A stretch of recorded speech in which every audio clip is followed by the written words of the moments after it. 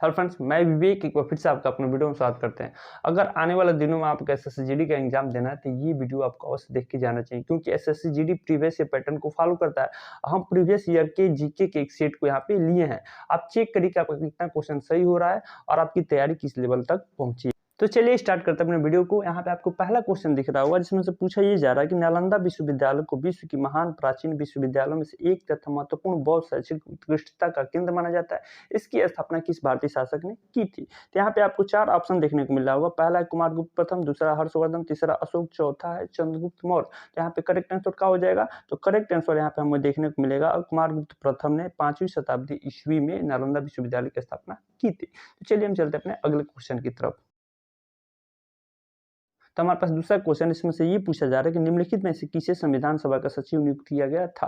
यहाँ पे 4 ऑप्शन है। पहला ऑप्शन है HVR अयंगर, दूसरा है प्रेम बिहारी नारायण रायजादा, तीसरा है सर BN राव, चौथा है LN मुखर्जी। तो आपको ध्यान रखना है कि अगर आपको किसी भी एग्जाम की तैयारी करना है या किसी का भी एग्जाम देना है तो आपको सबसे पहले संविधान सभा में किसको कौन सा पद दिया गया था ये याद करके जाना है, क्योंकि कोई भी एग्जाम यहाँ से क्वेश्चन अवश्य देखने को मिलता है। तो यहाँ पे हमसे पूछा है कि संविधान सभा का सचिव किसे नियुक्त किया गया था, तो आपका करेक्ट आंसर क्या हो जाएगा कि HVR अयंगर को संविधान सभा का मुख्य सचिव नियुक्त किया गया था। चलिए हम चलते हैं अपने अगले क्वेश्चन की तरफ और देखते हैं क्या क्वेश्चन बन सकता है और उसका क्या करेक्ट आंसर हमें देखने को मिल सकता है।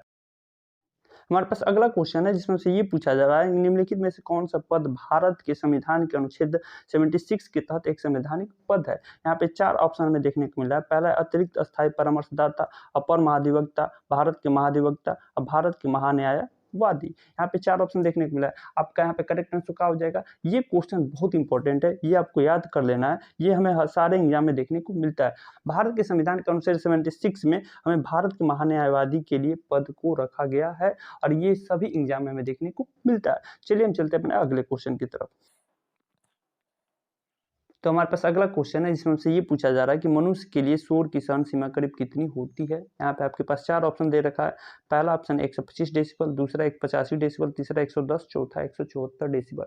आपको ध्यान रखना है, ये क्वेश्चन मोस्ट इंपॉर्टेंट हमें देखने को मिल रहा है, क्योंकि हम अक्सर देखते हैं कि यहाँ से क्वेश्चन देखने को मिलता है। सबसे पहले आपको ध्यान में रखना है, जब भी आपसे पूछे कि साधारण बातचीत की ध्वनि की तीव्रता कितना होती है, तो आपको लिखना है 30 से 40 डेसिबल साधारण बातचीत की ध्वनि की तीव्रता होती है। सेकंड क्वेश्चन हमें ये पूछता है कि यदि कोई व्यक्ति सोया है, उसको जगाने के लिए कितना डेसिबल की जरूरत होती है? तो आपको याद रखना है कि 50 डेसिबल की जरूरत वहाँ पे किसी सोए व्यक्ति को जगाने के लिए होती है। और हमसे ये क्वेश्चन पूछता है कि यदि हम कितने तीव्रता की ध्वनि में रहेंगे तो हमारा कान बहरा हो सकता है। तो यहाँ पे आपको याद रखना है कि 95 डेसिबल से अधिक तीव्रता में यदि हम कंटिन्यू रहते हैं तो हमारा कान बहरा हो सकता है। ठीक है, और यहाँ पे हमसे पूछा है कि मनुष्य के लिए शोर की सहन सीमा करीब कितनी होती है? तो आपको ध्यान रखना है, इसका आपका करेक्ट आंसर हो जाएगा 85 डेसिबल। ठीक है, तो ये रहा हमारा ध्वनि तीव्रता से कुछ क्वेश्चन, जो कि अक्सर किसी न किसी एग्जाम में देखने को मिलता है। चलिए हम चलते हैं अपने अगले क्वेश्चन की तरफ और देखते हैं उसका क्या करेक्ट आंसर हमें देखने को मिल सकता है। तो हमारे पास अगला क्वेश्चन है, इसमें से ये पूछा जा रहा है कि यदि लोकसभा का अध्यक्ष अपने कार्यकाल से समाप्त होने से पहले त्यागपत्र सौंपना चाहे तो किसे सौंपेगा? तो आपको ध्यान रखना है, यहाँ से हमें 2 क्वेश्चन देखने को मिलता है। ठीक है, पहले आइए हम देखते हैं कि यहाँ पे ऑप्शन क्या-क्या दे रखा है। पहला ऑप्शन दे रखा है राज्यसभा के अध्यक्ष को, सदन के नेता को, लोकसभा उपाध्यक्ष को या भारत के राष्ट्रपति को। आपको ध्यान रखना है, यहाँ से हमें 2 क्वेश्चन देखने को मिलता है। पहला क्वेश्चन राष्ट्रपति संबंधित पूछता है और दूसरा क्वेश्चन लोकसभा के अध्यक्ष संबंधित पूछता है। यदि आपसे पूछे कि राष्ट्रपति अपना त्यागपत्र किसे सौंपेगा, तो राष्ट्रपति अपना त्यागपत्र उपराष्ट्रपति को। यदि उपराष्ट्रपति को अपना त्यागपत्र सौंपना हो तो किसे सौंपेगा? तो राष्ट्रपति को। यहाँ पे रिवर्स देखने को मिलता है। सेम यहाँ पे लोकसभा के अध्यक्ष में भी हमें देखने को मिलता है। लोकसभा अध्यक्ष अपना त्यागपत्र किसे सौंपेगा? तो लोकसभा के उपाध्यक्ष को। और लोकसभा का उपाध्यक्ष अपना त्यागपत्र किसे सौंपेगा? तो लोकसभा के अध्यक्ष को। तो यहाँ पे आपका ऑप्शन दे रखा है, क्या इसका आंसर हो जाएगा? तो आपके यहाँ पे करेक्ट आंसर हो जाएगा कि लोकसभा का अध्यक्ष अपना त्यागपत्र लोकसभा के उपाध्यक्ष को सौंपेगा। ये रहा हमारा करेक्ट आंसर। चलिए हम चलते हैं अपने अगले क्वेश्चन की तरफ। हमारे पास अगला क्वेश्चन है, जिसमें से ये पूछा जा रहा है कि अक्षांश का एक अंश लगभग कितना किलोमीटर के बराबर होता है? ये तो रटा हुआ क्वेश्चन है, यानी हमको पता है कि सब आप बता देंगे। नहीं पता है तो यहाँ पे ऑप्शन में दे रखा है 121 किलोमीटर, 111 किलोमीटर, 221 किलोमीटर या 231 किलोमीटर। तो मैं उम्मीद करता हूँ कि ये सबको पता होगा कि एक अंश का मान हमें कितना होता है, 111 किलोमीटर देखने को मिलता है। आपके यहाँ पे करेक्ट आंसर कौन सा हो जाएगा? तो ऑप्शन बी यहाँ पे आपका करेक्ट आंसर देखने को मिलेगा। चलिए हम अपने चलते हैं अगले क्वेश्चन की तरफ। तो हमारे पास यहाँ पे अगला क्वेश्चन है, इसमें से ये पूछा जा रहा है कि महात्मा गांधी ने दक्षिण अफ्रीका में कौन सा अखबार शुरू किया था। यहाँ पे आपके 4 ऑप्शन देखने को मिला है। पहला इंडियन ओपिनियन, दूसरा नेशनल हेराल्ड, तीसरा इंडियन सोशोलॉजिस्ट और चौथा है कॉमनवेल्थ। ठीक है, तो यहाँ पे आपका करेक्ट आंसर क्या हो जाएगा, ये अगर पता है आपको तो अच्छी बात है, नहीं तो आपको याद कर लेना चाहिए कि महात्मा गांधी इंडियन ओपिनियन नामक अखबार शुरू किया था। यहाँ पे और हमें देखने को मिला है नेशनल हेराल्ड किससे संबंधित है, तो आप बताएंगे कि जवाहरलाल नेहरू से। और एक कॉमनवेल्थ कौन शुरू किया था, तो आप बताएंगे एनी बेसेंट। ठीक है, चलिए हम चलते हैं अपने अगले क्वेश्चन की तरफ। तो हमारे पास यहाँ पे अगला क्वेश्चन है, इसमें से ये पूछा जा रहा है कि विजयनगर साम्राज्य का प्रथम राजवंश कौन था।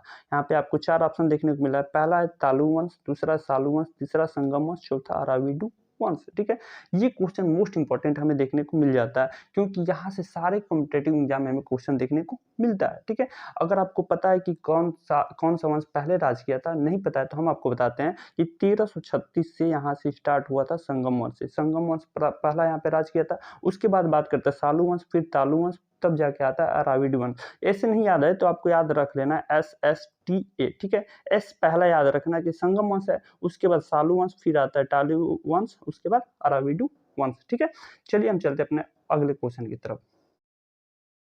तो हमारे पास यहाँ पे अगला क्वेश्चन है, इसमें से ये पूछा जा रहा है कि भारतीय राज्य सिक्किम किस देश के साथ अपनी सीमा साझा नहीं करता है। यहाँ पे आपको 4 ऑप्शन देखने को मिला है, नेपाल, चीन, भूटान और बांग्लादेश।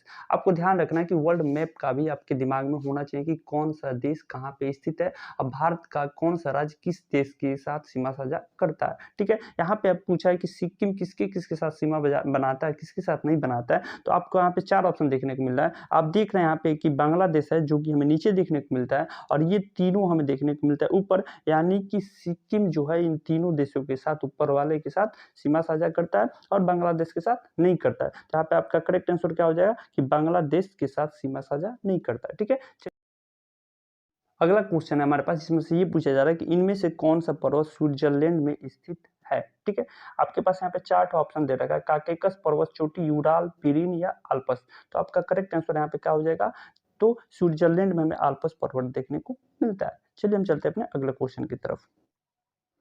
तो हमारे पास यहाँ पे अगला क्वेश्चन है, जिसमें से ये पूछा जा रहा है कि प्रधानमंत्री नरेंद्र मोदी ने किस दिन को राष्ट्रीय अंतरिक्ष दिवस के रूप में मनाने की घोषणा की। आपके पास यहाँ पे 4 ऑप्शन देखने को मिल रहा है। पहला ऑप्शन है 21 अगस्त, दूसरा 23 अगस्त और तीसरा 1 जनवरी, चौथा है 31 दिसंबर। तो आपको याद होगा कि चंद्रयान 3 की सफलता के बाद प्रधानमंत्री नरेंद्र मोदी ने 23 अगस्त को अंतरिक्ष दिवस मनाने की घोषणा की है। चलिए हम चलते हैं अपने अगले क्वेश्चन की तरफ।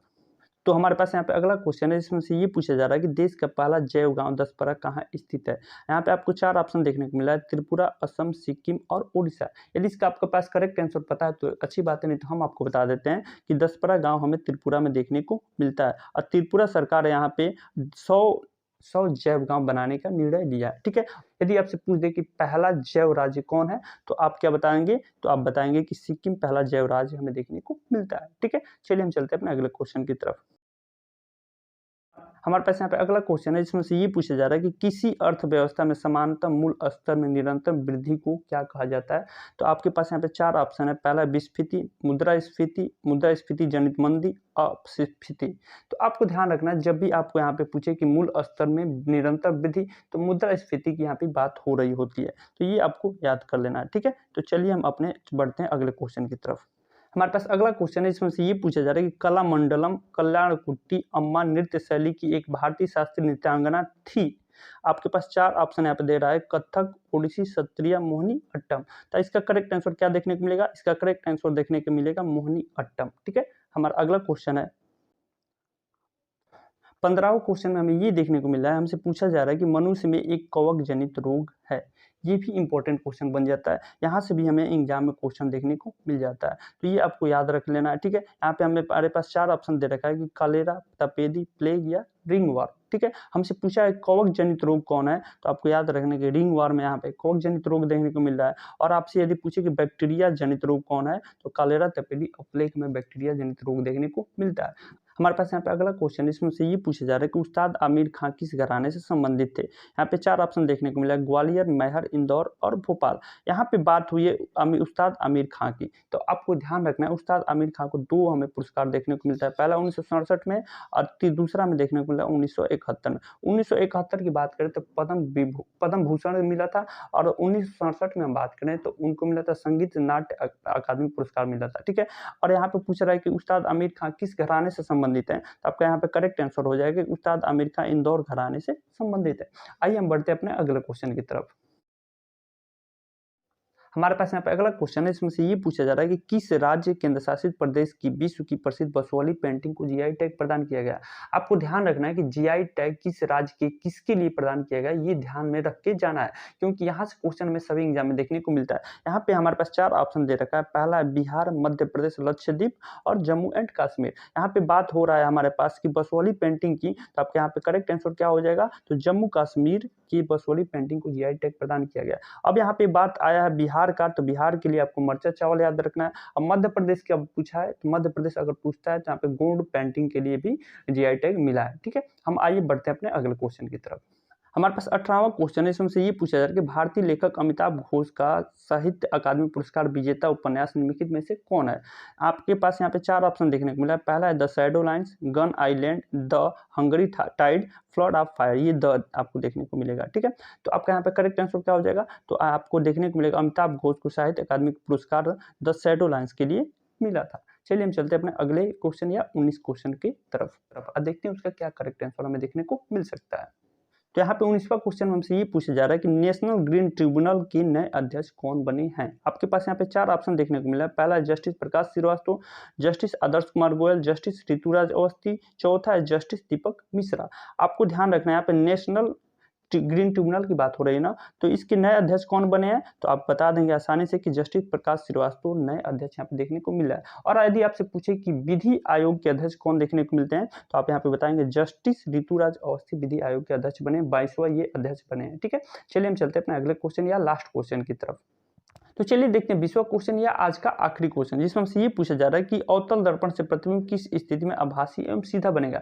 जब भी आपसे पूछे अवतल दर्पण में किस स्थिति में प्रतिबिंब सीधा और आभासी बनेगा, तो केवल एक ही केस में यहाँ पे अवतल दर्पण में सीधा और आभासी प्रतिबिंब बनता है, वो भी दर्पण के पीछे बनता है। कब बनता है, जब यहाँ पे आपको देखने को मिले जब वस्तु कहाँ पे हो, अवतल दर्पण के फोकस एवं ध्रुव के मध्य हो। ये रहा जीके का हमारा 20 इंपॉर्टेंट क्वेश्चन। आपको बताना होगा कि इस 20 क्वेश्चन में आपका कितना करेक्ट हुआ। अगर ये वीडियो आपको अच्छा लगा तो प्लीज मेरे वीडियो को लाइक कीजिएगा और मेरे चैनल को सब्सक्राइब कीजिएगा।